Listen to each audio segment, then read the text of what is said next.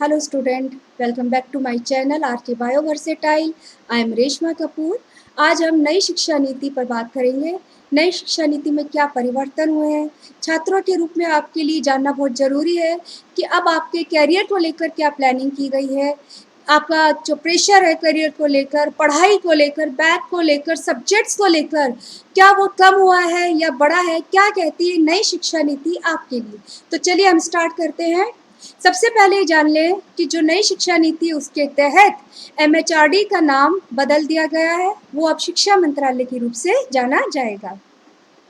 School के लिए अगर हम बात करें तो नई शिक्षा नीति में अर्ली चाइल्डहुड केयर एजुकेशन का यूनिवर्सलाइजेशन हो गया है। ये बहुत अच्छी चीज़ है।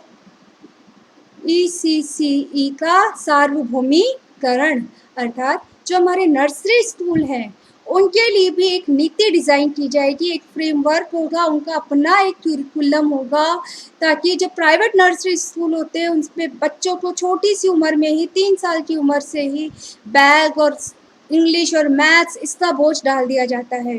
ठीक है, तो इस बोझ को कम करने के लिए 3 साल की एज ग्रुप के बच्चों पर बात की गई है, जो अभी तक किसी शिक्षा नीति में नहीं थी। ठीक है, इसी के तहत हमारे जो स्कूल एजुकेशन है उसका क्यूरिकुलम को 5+3+3+4 इन 4 स्लैब्स में डिवाइड किया गया है। अभी जो हमारा क्यूरिकुलम चलता है वो 10+2 का है। 10+2 मीन्स क्लास 1 से लेकर क्लास 10 तक का एक स्लैब एंड देन 11th और 12th इसके 2 स्लैब। तो इन 2 स्लैब्स में हमारी स्कूल एजुकेशन कंप्लीट होती है, लेकिन नई शिक्षा नीति स्कूल एजुकेशन को अब 4 स्लैब्स में डिवाइड कर देती है। 5 इयर्स के जो पहला स्लैब है इसमें 3 साल की एज ग्रुप से बात होती है। ठीक है, जिसमें बच्चा नर्सरी में एडमिशन लेता है। तो नर्सरी हुई, LKG, देन KG, फिर क्लास 1 एंड क्लास 2, ये पूरे होते हैं 5 साल, जिसके लिए एक डिज़ाइनिंग की जाएगी कि कैसे बच्चा खेल खेल पद्धति में सीखे। सार्वभौमिकरण होगा इसके अंतर्गत, ताकि प्राइवेट और जो पब्लिक स्कूल्स है मीन्स गवर्नमेंट स्कूल हैं उनकी नर्सरी में कोई डिफरेंस ना रहे। राइट, दूसरा स्लैब जो हमारा 3 इयर्स का है उसमें आ जाता है class 3rd, 4th and 5th, ये हो गया एक स्लैब। ठीक है, देन 3 इयर्स का एक और स्लैब जिसमें 5th के बाद क्लास 6, 7th और 8th, ये तीसरा स्लैब हो गया। ठीक है, देन फिर लास्ट स्लैब आता है जो 4 इयर्स का है, इसमें आ जाएगा क्लास 9th से लेकर क्लास 12 तक का एक पूरा पाठ्यक्रम। इसका मतलब ये है कि क्लास 12th के बाद में आपका एक पूरा इवोल्यूशन होगा। राइट, तो इस तरह से बोर्ड के प्रेशर को कम करने के लिए आपका जो है पूरी एजुकेशन में चेंजेस ला दिए गए हैं। बोर्ड सिस्टम को उसके प्रेशर को कम करने के लिए जो 10th और 12th के बोर्ड का प्रेशर आता है उसको ब्रेक करने के लिए 9 से लेकर 12 तक के जो स्लैब्स है उसको सेमेस्टर में डिवाइड कर दिया जाएगा। तो ये बहुत अच्छी बात है। यहाँ पर साथ ही जो स्टूडेंट बहुत अच्छी ये शिक्षा नीति कहती है वो ये क्लास 6 से ही वोकेशनल स्टडीज शुरू हो जाएगी। ठीक है, आपका वोकेशनल यहाँ पर जुड़ जाएगा। वोकेशनल का मतलब ये है कि बच्चा जैसे ही क्लास 6 में आता है किसी न किसी ऐसे पाठ्यक्रम को चुन सके, किसी न किसी ऐसे कोर्स को चुन सके जिससे उसका स्किल डेवलप हो। जब वो बच्चा अपनी एजुकेशन को कंप्लीट करे, अपनी स्कूल एजुकेशन को कंप्लीट करे, तो किसी न किसी स्किल में दक्ष हो सके। इसके लिए क्लास 6 से ही कोडिंग स्टार्ट कर दी जाएगी। कोडिंग स्टार्ट करने से बच्चों को logical thinking, scientific thinking and concentration बहुत बढ़ता है। तो ये बहुत अच्छी चीज़ है कि हमारे क्लास 6 तक से ही बच्चे कोडिंग सीखना शुरू कर देंगे। बहुत अच्छा किया गया है इस नीति के अंतर्गत कि सेपरेशन नहीं रखा, no rigid separation between academic streams, extra curricular, vocational streams. ठीक है, इन दैट मीन्स अब आपके ऊपर विषय का बोझ नहीं है। है ना। जो आप पहले एक्स्ट्रा क्यूरिकुलर में मान लो कुछ ऑप्ट करते हैं, आप डांसिंग लेते हैं, सिंगिंग लेते हैं या स्पोर्ट्स लेते हैं, तो बच्चों वो आपके रिजल्ट में, आपके मार्कशीट में उसका जो है वैल्यू नहीं होता है, वो नहीं लिखा होता है। लेकिन अब वो नए नीति के अनुसार अब वो जो है आपके पाठ्यक्रम का हिस्सा होगा, आप उसको एज ए सब्जेक्ट ऑप्ट कर सकते हैं। तो इस तरह से सब्जेक्ट का जो है वो प्रेशर कम होगा, आप सब्जेक्ट नहीं रहेंगे। अगर आप चाहें तो आर्ट्स में या साइंस या कॉमर्स का जो सेपरेशन था वो अब नहीं रहेगा। एक बच्चा जो साइंस पढ़ता है, जो फिजिक्स केमिस्ट्री बायोलॉजी पढ़ता है, अगर उसको पॉलिटिकल साइंस पढ़नी है, उसको हिस्ट्री पढ़नी है, तो वो भी वो स्कूल में पढ़ सकता है। वो फिजिक्स नहीं पढ़ना चाहता है तो फिजिक्स हटा सकता है। तो इस तरह से जो एकेडमिक स्ट्रीम्स के बीच में पहले सेपरेशन था, वो डिवाइडेशन था, वो अब ये नई शिक्षा नीति के अनुसार नहीं रहेगा।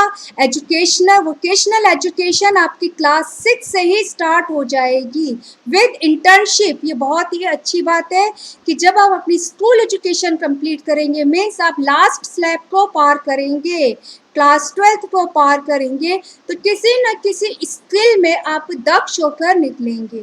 भारत को आत्मनिर्भर बनाने की तरफ ले जाता हुआ ये बहुत ही अच्छा प्रयास है।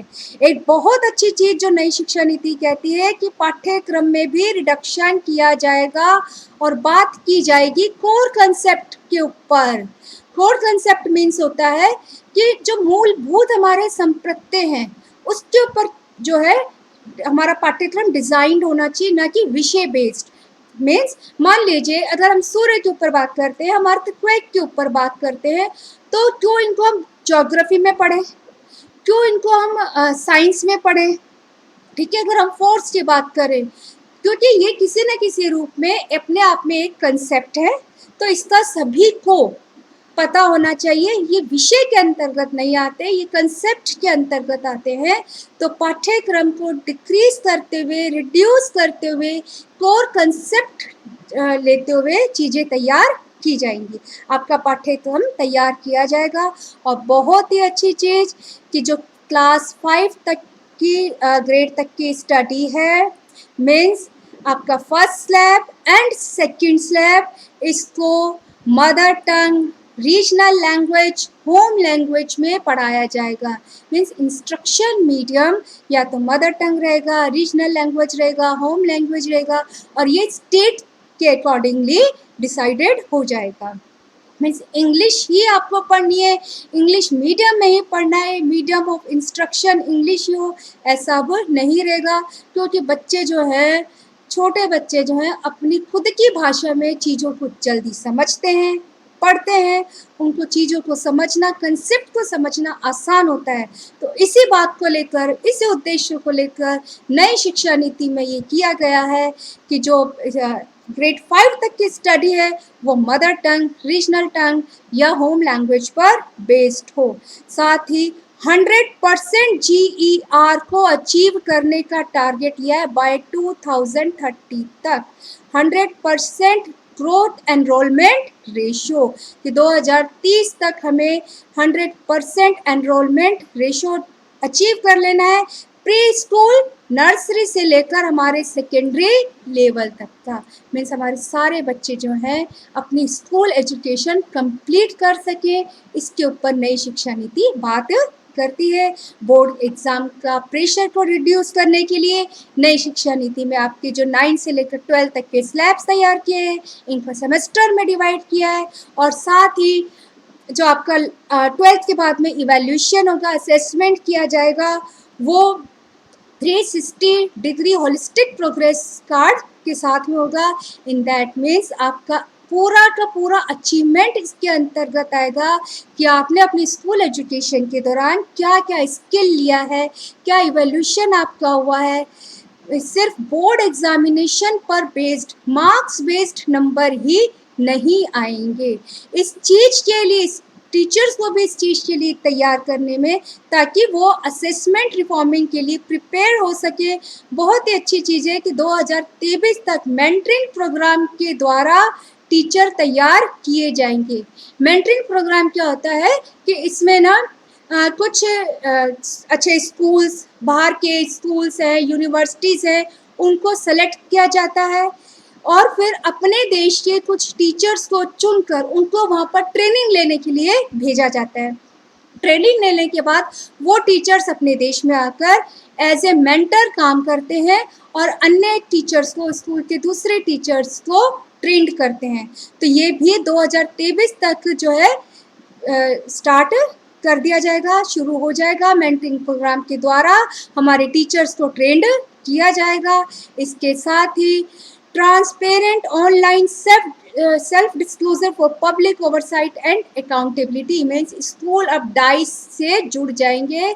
जरूरी होगा कि सारे ही स्कूल जो है अपना जो है ऑनलाइन डिस्क्लोज करेंगे। ठीक है, इससे क्या होगा कि किसी भी तरह का जो भ्रष्टाचार इसमें होता है उसके ऊपर बहुत ज़्यादा जो है अंकुश लगेगा, कह सकते हैं हम कि भ्रष्टाचारी कम होगी। ठीक है, national mission on foundational literacy and numeracy, ये नई शिक्षा नीति जो है फाउंडेशनल लिटरेसी एंड न्यूमरेसी पर बात करती है कि हमारी जो फाउंडेशन है जो नर्सरी से शुरू हो जाती है उसके ऊपर नेशनल मिशन की तरह काम करते हुए अपने जो है नीति या पाठ्यक्रम तैयार किया जाएगा।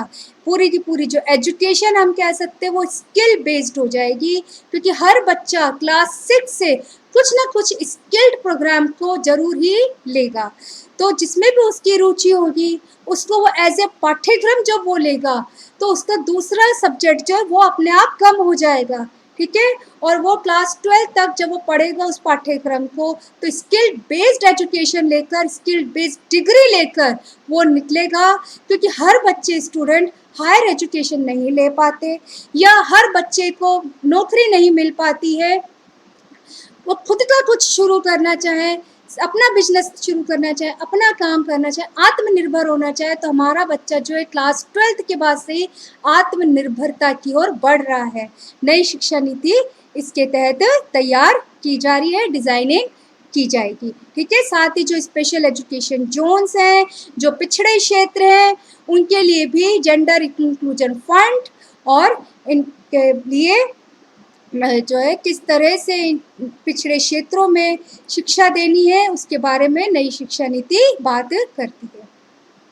अगर हम हायर एजुकेशन की तरफ चले तो नई शिक्षा नीति का टारगेट है कि 2035 तक 50% GER अचीव कर लिया जाएगा।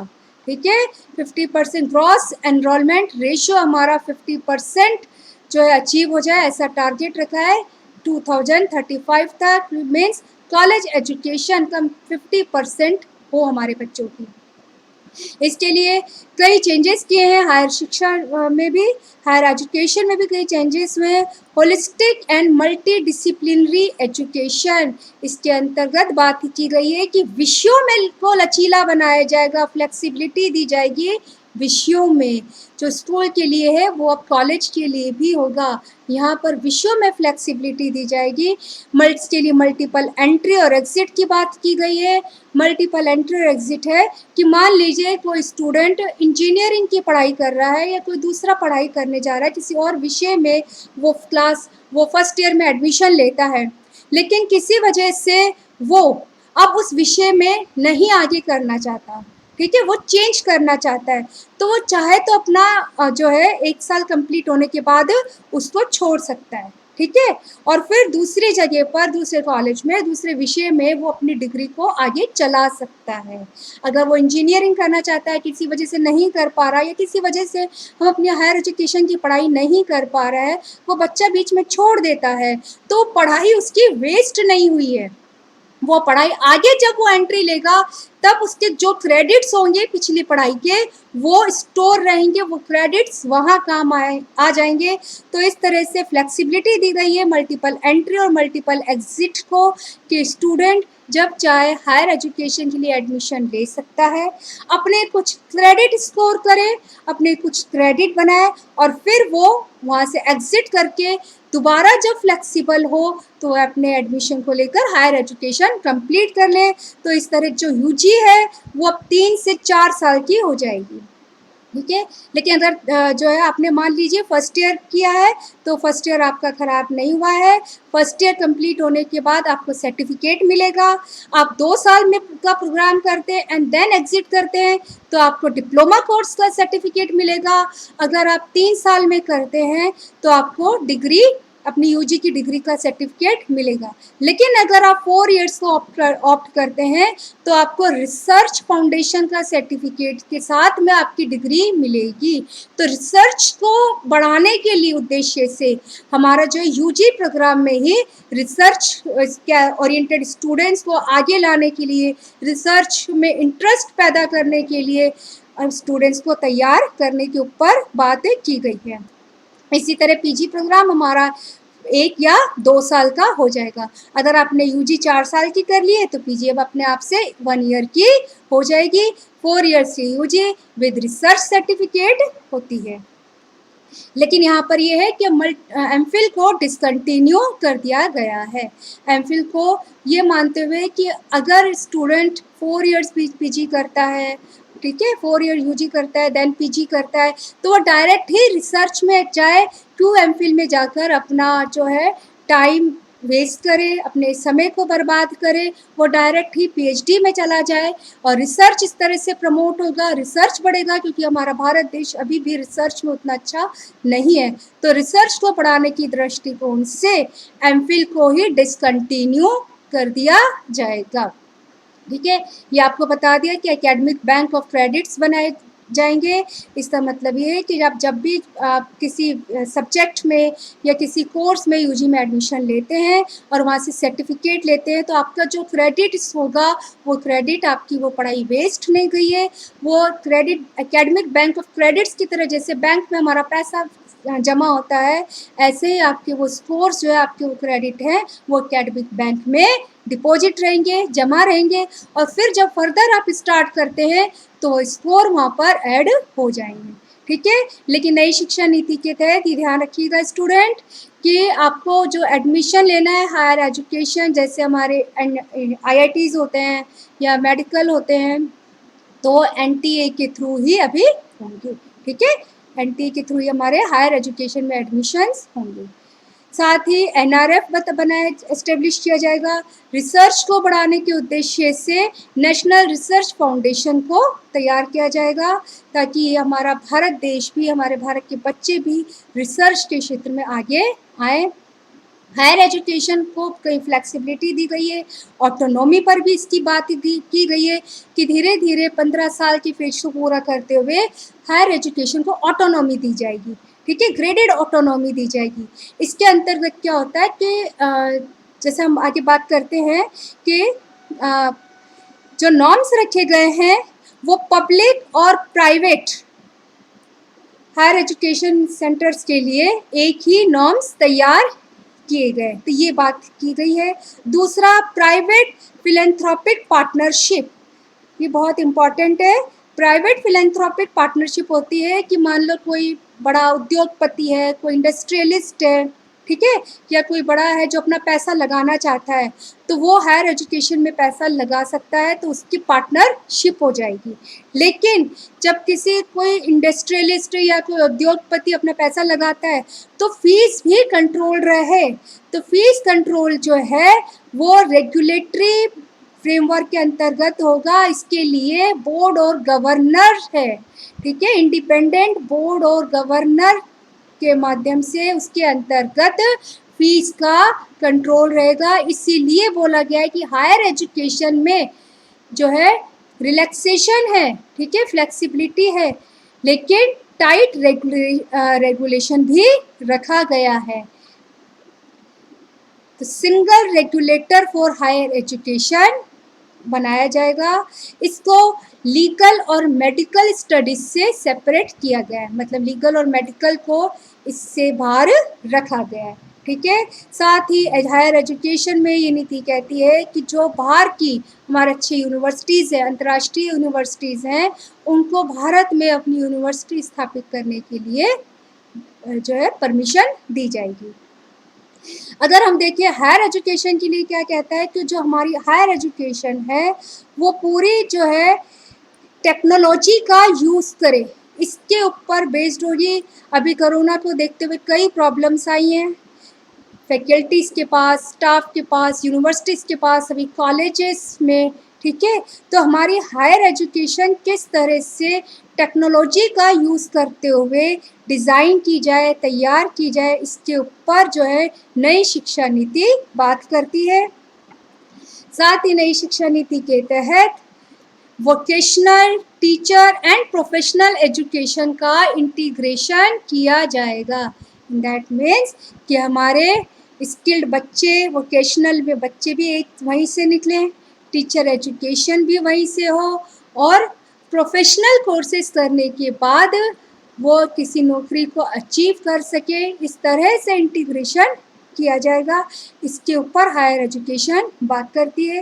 हायर एजुकेशन पर भी नेशनल मिशन और मेंटरिंग तैयार किया जाएगा।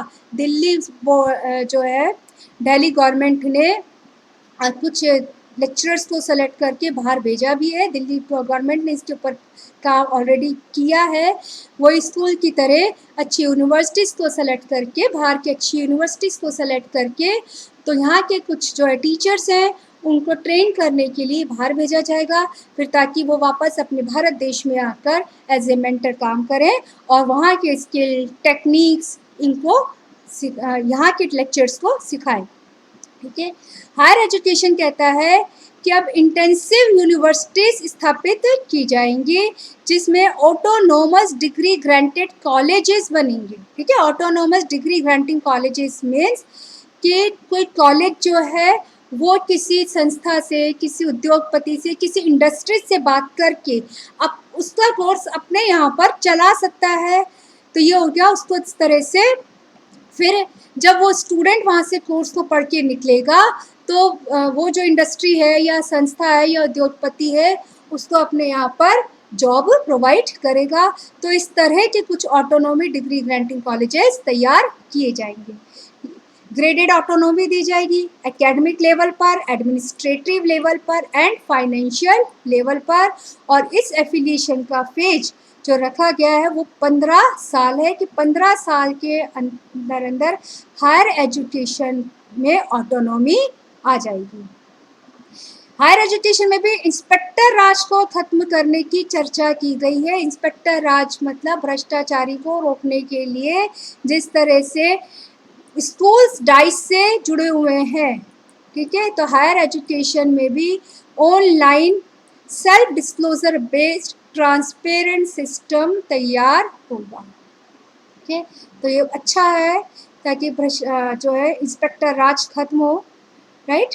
साथ ही ये बात की गई है कि एजुकेशन सेक्टर में जीडीपी बढ़ाकर 6% तक की जाएगी, जो अभी 4-4.25% है। तो अब जो जीडीपी है हायर एजुकेशन में 6% तक की जाएगी। तो स्टूडेंट इस तरह से ये जो शिक्षा नीति है ये आपके प्रेशर को, आपके तनाव को, बोर्ड के प्रेशर को कम करने की तरफ जा रही है। बच्चों में स्किल डेवलप हो, बच्चे आत्मनिर्भर बने और हमारे सभी बच्चे पढ़ें, इसके ऊपर शिक्षा नीति डिज़ाइन की गई है। आशा है आपको मेरा वीडियो अच्छा लगेगा। आगे और भी नए वीडियो के साथ, और भी नई बातों के साथ, और भी नए विषयों के साथ हम आपसे जुड़ेंगे। मेरे चैनल को लाइक करें, शेयर करें और सब्सक्राइब करना मत भूलें। Thank you student.